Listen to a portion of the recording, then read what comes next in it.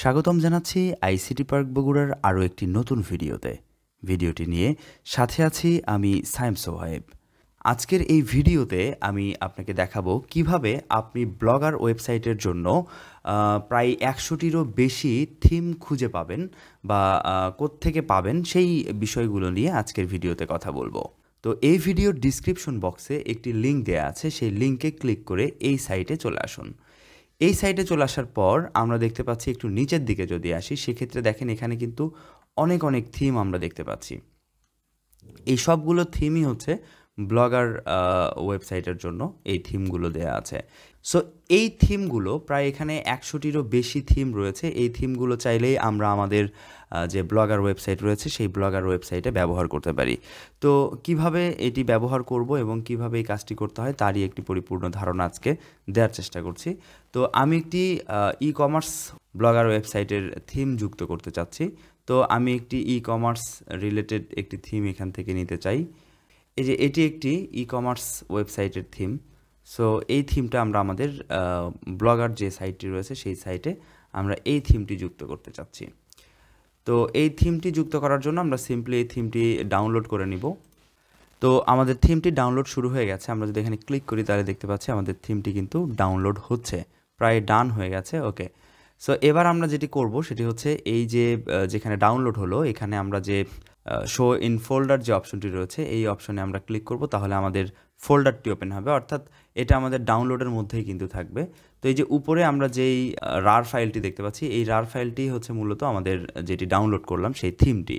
So এটাকে আমাদের extract করতে হবে, তার জন্য রাইট বাটন ক্লিক করলাম, এরপরে এক্সট্রাক্ট ফাইলে ক্লিক করতে হবে। এক্সট্রাক্ট ফাইলে ক্লিক করলাম, এবার এটা এক্সট্রাক্ট হয়ে আমাদের একটা ফোল্ডার ক্রিয়েট হবে।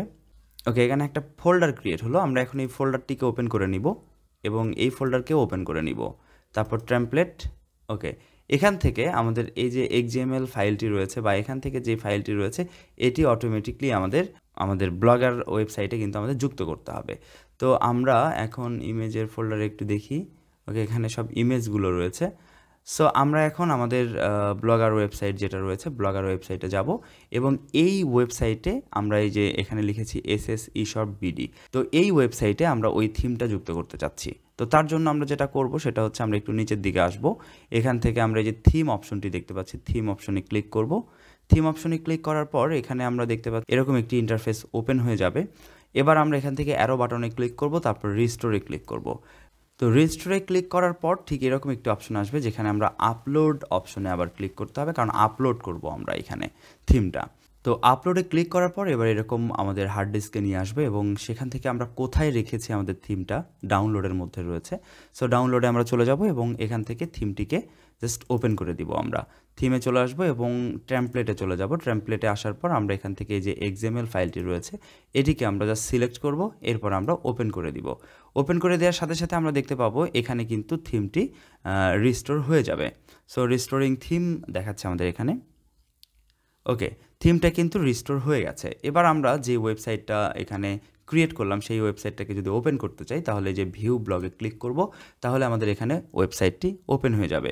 এই যে দেখেন আমরা সিম্পলি কিন্তু আমাদের ওয়েবসাইটটাকে যে sseshopbd.blogspot.com, সো এই ডোমেইন বা URL এর সাথে কিন্তু আমাদের এই ওয়েবসাইটটা যুক্ত হয়ে গেছে।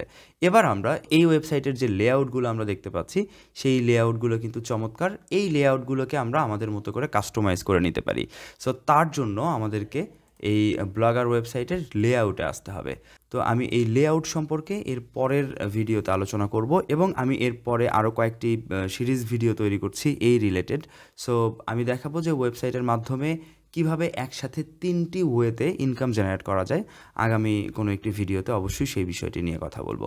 তো আজকের ভিডিও এতটুকুই থাকবে, কথা হবে পরের ভিডিওতে। সে পর্যন্ত ভালো থাকবেন।